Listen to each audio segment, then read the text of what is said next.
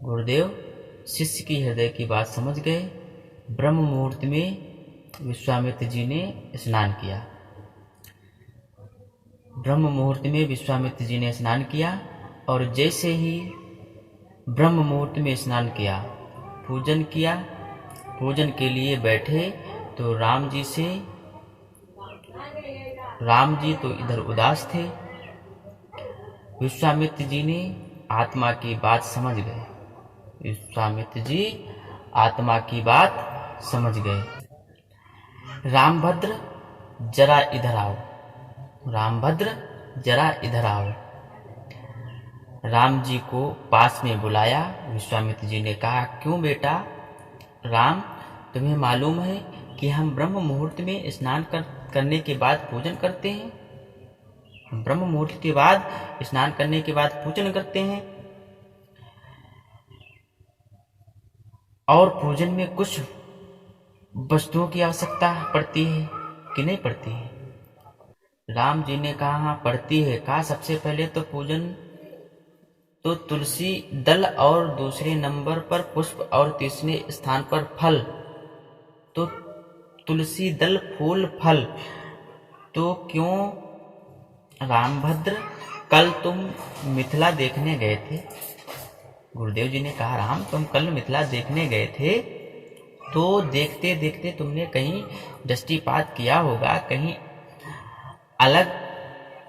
कहीं अगल बगल में आजू बाजू में कहीं कोई वाटिका है जहाँ तुलसी दल हो, फूल फल हो।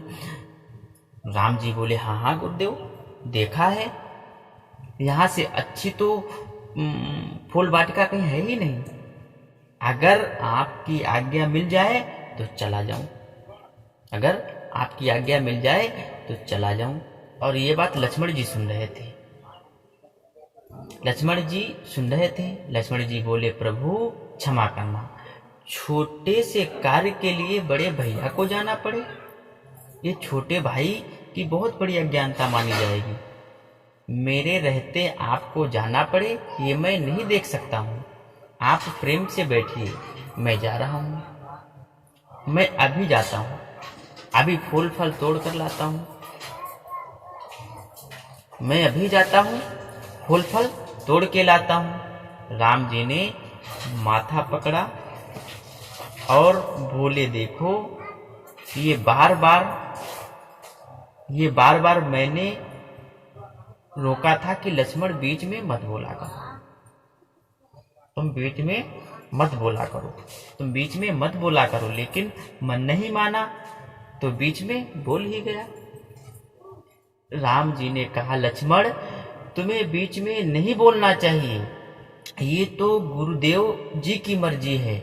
बड़े शिष्य को आज्ञा दें या छोटे शिष्य को आज्ञा दें, बड़े शिष्य को आज्ञा दें या छोटे शिष्य को आज्ञा दें। गुरुदेव की दृष्टि में शिष्य बराबर है, मतलब दोनों शिष्य बराबर हैं। जिसको उन्हें योग्य समझे, जिसको उन्होंने योग्य समझा उसको आज्ञा दे दी। तुमको बीच में बोलने की जरूरत नहीं है, तुमको बीच में बोलने की आवश्यकता नहीं, तुम्हें बीच में नहीं बोलना चाहिए। लक्ष्मण जी ने कहा, प्रभु क्षमा कीजिए, ठीक है, अगर मैं अकेले नहीं जा सकता हूं तो आपके साथ तो जा सकता हूं। लक्ष्मण जी ने कहा, ठीक है, मैं अकेले नहीं जा सकता हूं, लेकिन आपके तो साथ में जा सकता हूं। राम जी ने कहा, भले ही साथ चलो, लेकिन चांस खत्म मत होने दो ना। भले साथ हमारे चलो, लेकिन मेरा चांस खत्म मत करो। और मौका मिला है जाने का, उस मौके में तुम बाधा डाल रहे हो। विश्वामित्र जी मुस्कुरा गए और विश्वामित्र जी ने कहा, रामभद्र विलंब मत करो। और रामभद्र जान ही रहे थे, रामभद्र जान ही रहे थे और समय से जाना है।